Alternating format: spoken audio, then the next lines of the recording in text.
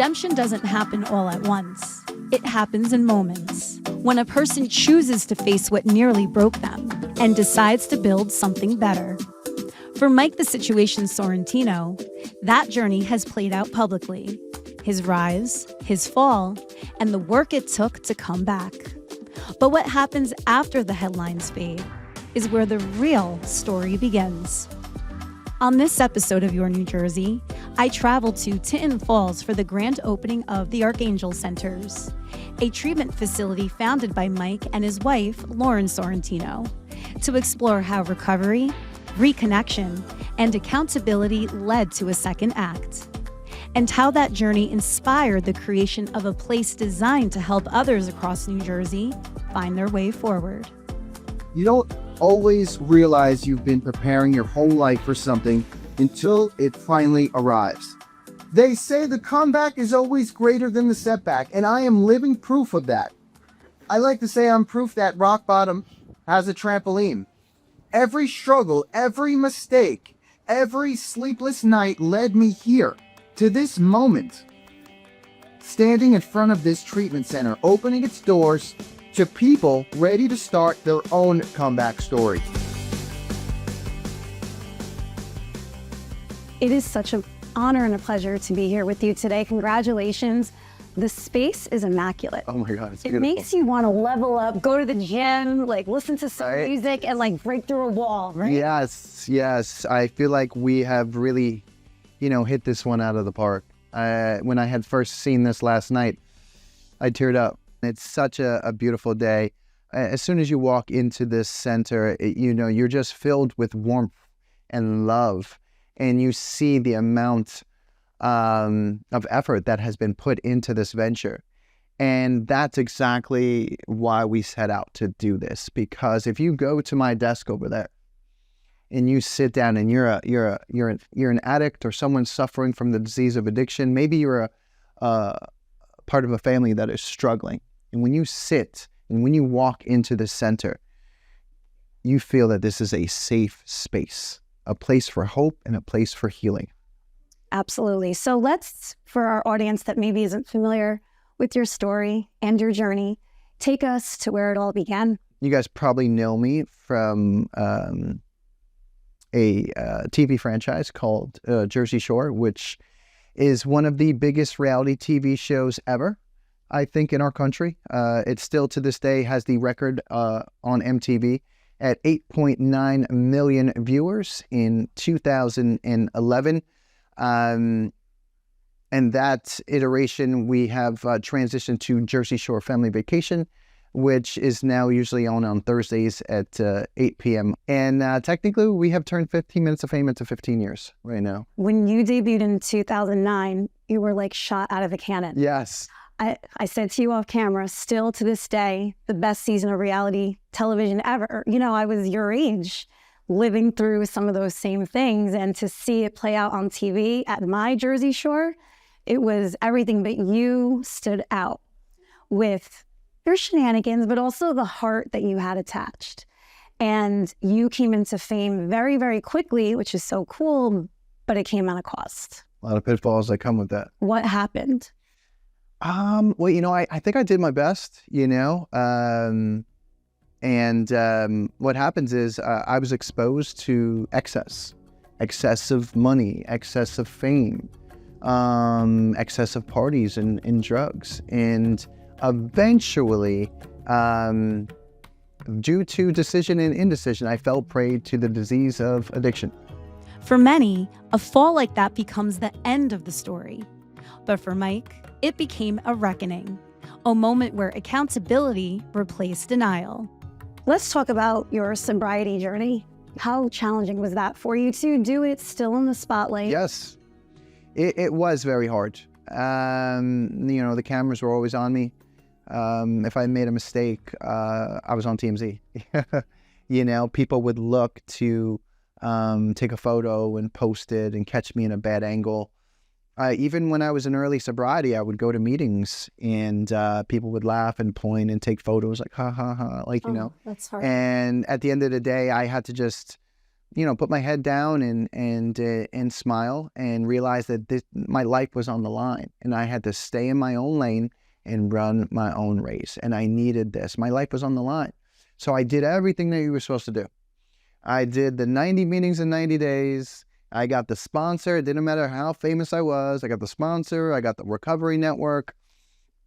I did the aftercare. I did a total amount of treatment of almost about a year. So I did a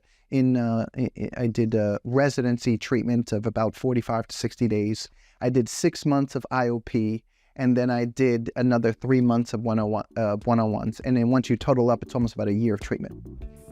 And for Mike, sobriety wasn't just about removing substances. It was about reconnecting with people who could anchor him to something real.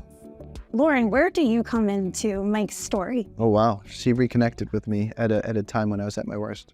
We met in 2004 in college.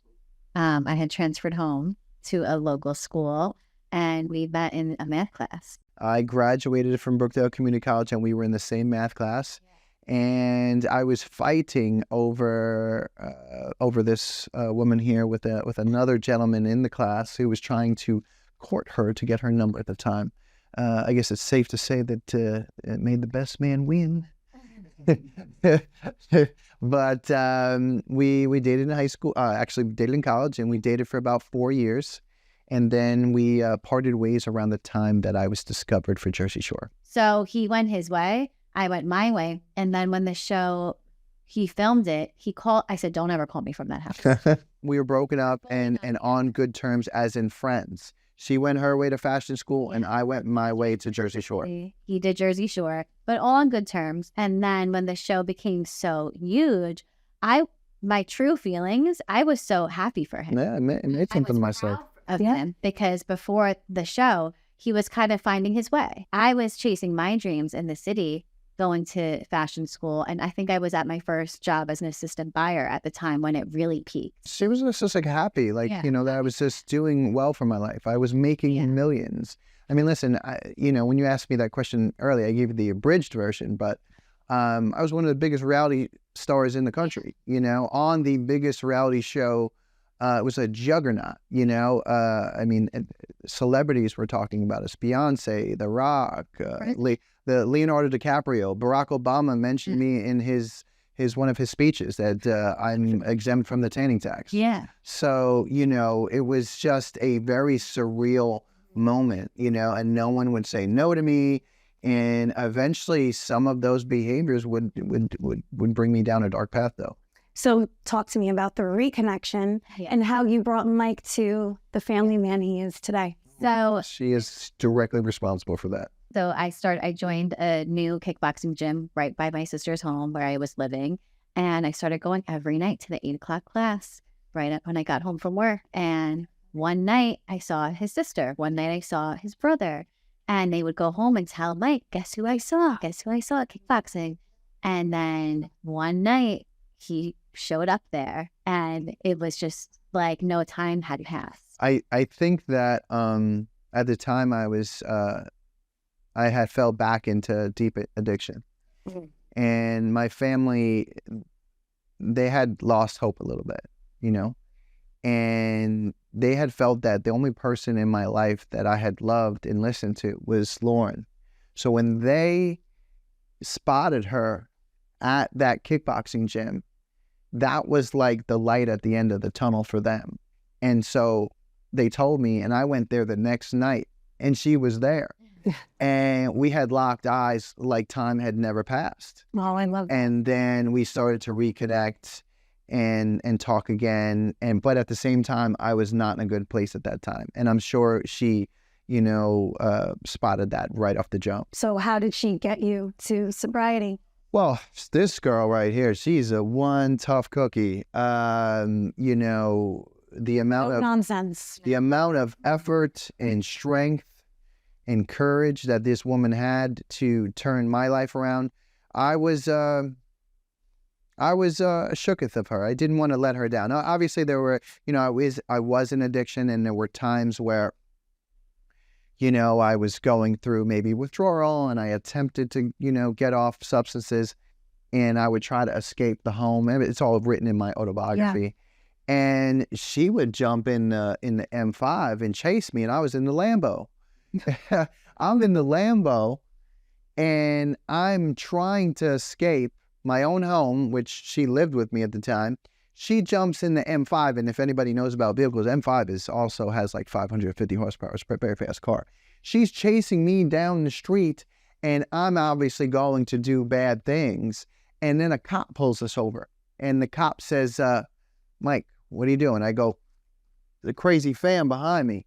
He goes, Mike, I run the plates, and that's your car. And I spoke to her, and she's your girlfriend. I was like, yeah, you're right, officer. I was like, okay, I'm going to go home. And so that right there, that's just one instance where my wife saved my life. And then I had really never looked back since. I'm now 10 years clean and sober.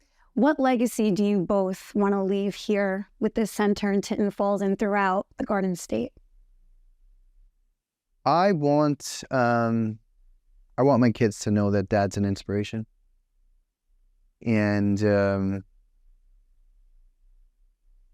I feel like we're going to save a lot of lives, starting in this community in New Jersey. The amount of people that have shown up today to support me and my wife and my team, I'll probably go home tonight and cry and have some ice cream of how beautiful today was. I'm with you on the ice cream part. How about you, Lauren? What legacy do you want to leave here for your children and for the state? I would love to leave the legacy that change is possible. Good one. That believing in yourself is the first step. Never giving up. And just, spreading the resiliency that we've really gained and learned, our life experience. Yeah. Good and bad. Yeah. And just, removing the stigma away from the recovery space. Yep. You see all the quotes, you see all the lighting, you see the vibe of the place. And that was very intentional. A big part of that was to make it somewhere you want to be. Mm-hmm. And it's not all about meeting a celebrity. It's about coming here and getting better, getting your mind right, your body right. Your life is on the line. How involved are you going to be in treatment here? My office is right there. So you're going to be here. I mean, your boots on the ground. You're not just lending your name. I live this life. I'm going to, this is my life's work. This is my next chapter, literally and figuratively.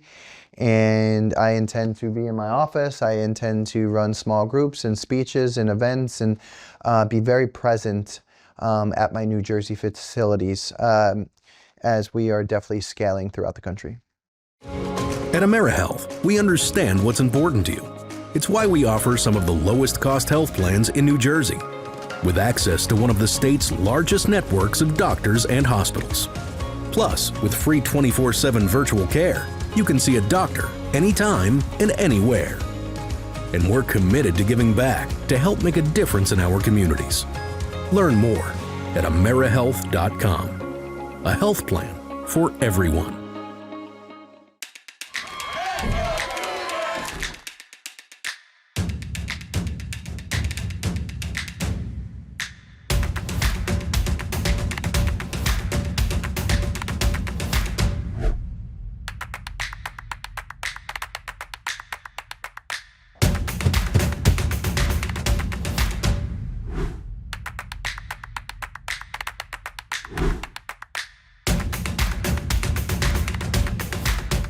Play it like the New York Sirens. Live in the spotlight. Etch your name in lights. Embrace the noise. And when it calls you, turn it up. Get louder. Play it like they'll hear us everywhere. Because this is our team.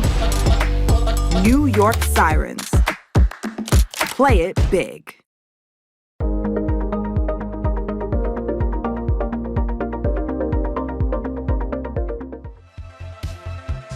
Another reconnection for Mike came from a place even deeper: childhood friendship.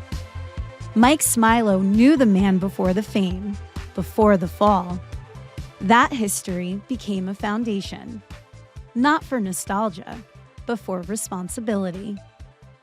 Tell us about how you and Mike came together.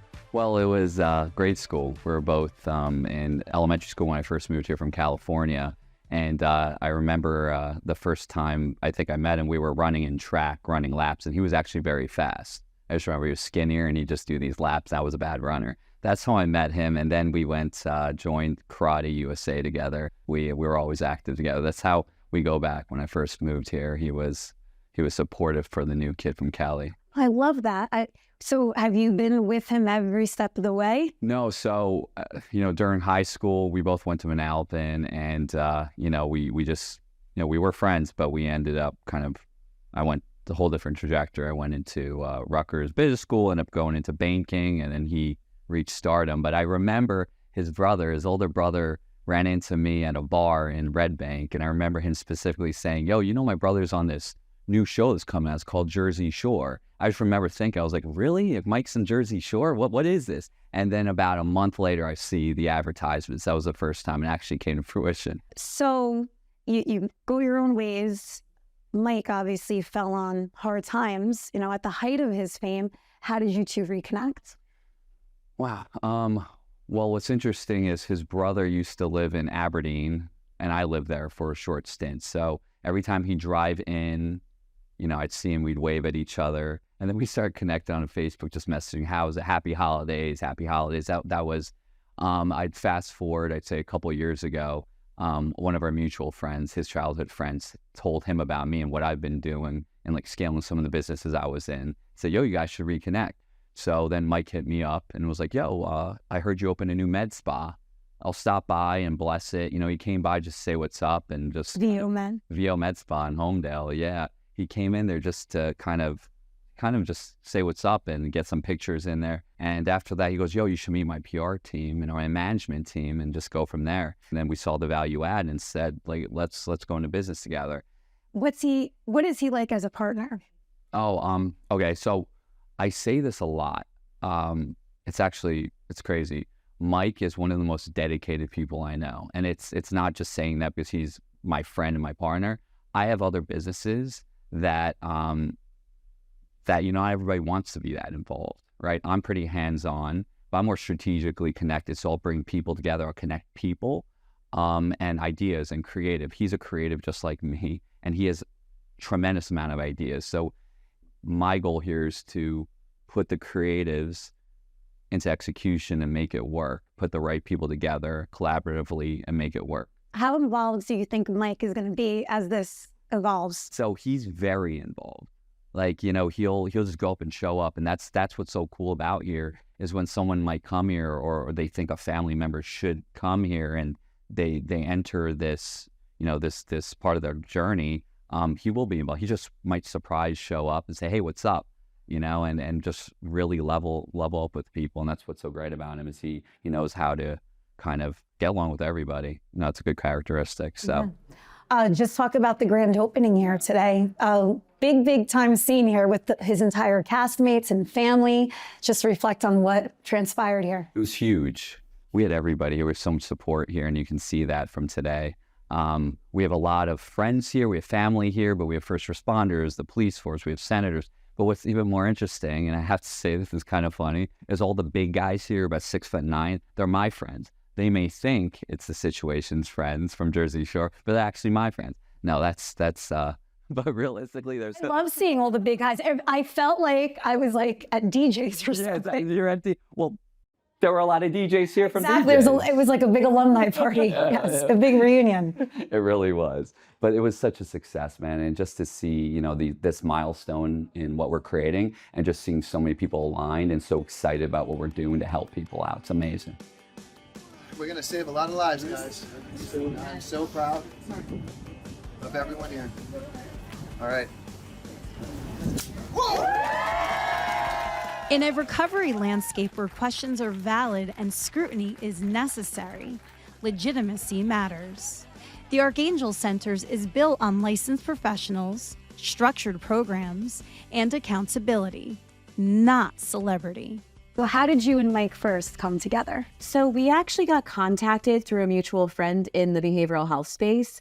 myself and our other partner, there he was looking for a solid partnership to like really build out these centers with and have a good track record and, you know, have the professionalism attached to it. So we got connected with his team. And then from there, it's just kind of all has come together to what it is now. So what's your background? So I've been in the behavioral health space since 2007. My specialty is compliance and administrative, and I've owned and operated numerous centers prior to here. And then we also have our Ascend Behavioral Health Network centers too. So that's how they found us with those operating centers already. Mm-hmm. And then once we met everybody, it was just such a good fit. So we went full stream ahead and opened the ARC centers together. What does the Archangel Centers feature? For levels of care, so we are an outpatient facility. So we provide partial care and intensive outpatient programs for primarily adults right now struggling with substance use disorder. But we are also working on being able to expand our programs to adolescents and then also focus on primary mental health as well. Even though you have people like Mike that are just so open in their journey, mm-hmm. people are still embarrassed to get the help they need. Yeah. Why is that? And how will the Archangel Centers kind of buck that trend? Yeah. No, I couldn't believe more. I do think that we have made strides when it comes to the stigma over the last 20 years where it was so hush-hush. No one wanted to tell their family that someone was going to get help, right? It was just such a taboo topic to even bring up. But now with having Mike and being so vocal about recovery and that we do get better, you know, that we're all real people, right? So if you had a problem before, if you're struggling or have mental health currently, there's help. And it's not this negative picture that, you know, you have to be this terrible person, right? I don't believe that there's bad people. I believe that people just make bad choices, right? And then if we continue to have that message out there that, you know, there's hope at the end of the day, right? And we can change and we can grow and we can flourish to being productive members of society.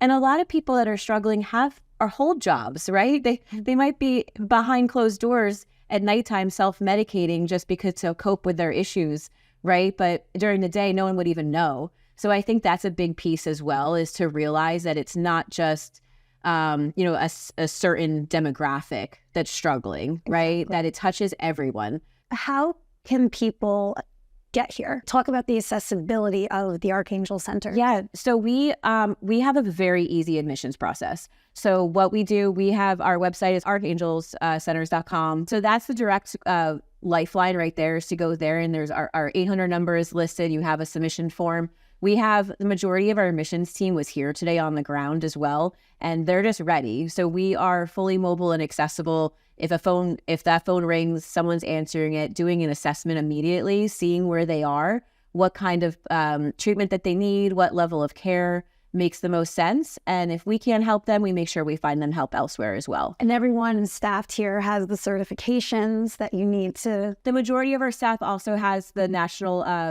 motivational intervention certification as well. So on the front end, they're able to meet people where they are and kind of see what's going on, and instead of tearing them down, lifting them up, right? And empower them to make that next step to get help. That's great. Insurance, do you accept that yet? We do, yeah. We're brand new. So currently we accept all major carrier insurances. It is on our mission to become a Medicaid provider in the state and also become in-network contract, which that way we are more accessible, right? Like our big vision is we want someone to call us and us not have to say no, and to be able to bring them into one of our centers as we grow. Yeah. Finally, what legacy do you want the centers to leave here? I firmly believe that for our legacy here is to be known of people that actually care, that when you come in the doors that you can feel like you're getting hugged, right? That you're going to get that care that everyone needs and deserves at the end of the day. And we would love to be known for that. When accountability meets support and reconnection replaces isolation, hope becomes more than an idea. It becomes a place people can walk into. For Mike the Situation Sorrentino, the journey forward isn't about rewriting the past. It's about using it responsibly. For the one who thinks it's too late, it's never too late. If I can do it, you can do it.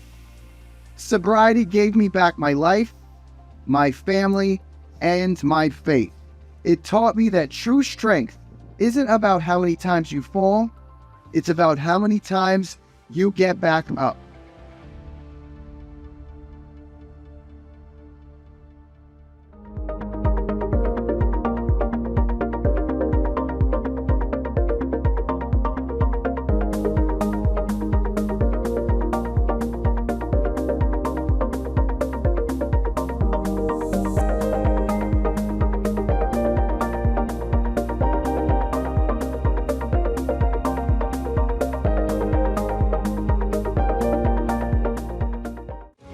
At AmeriHealth, we understand what's important to you.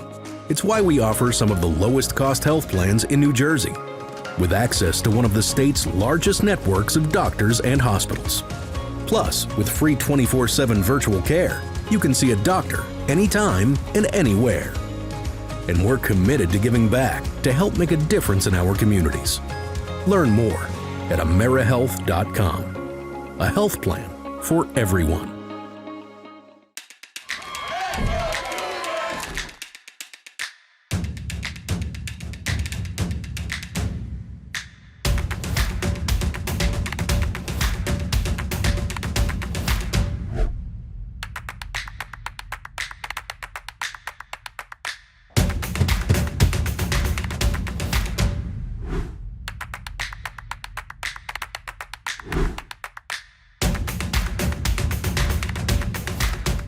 Play it like the New York Sirens.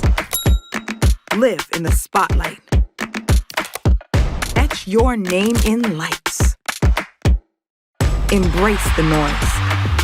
And when it calls you, turn it up. Get louder. Play it like they'll hear us everywhere. Because this is our team. New York Sirens. Play it big.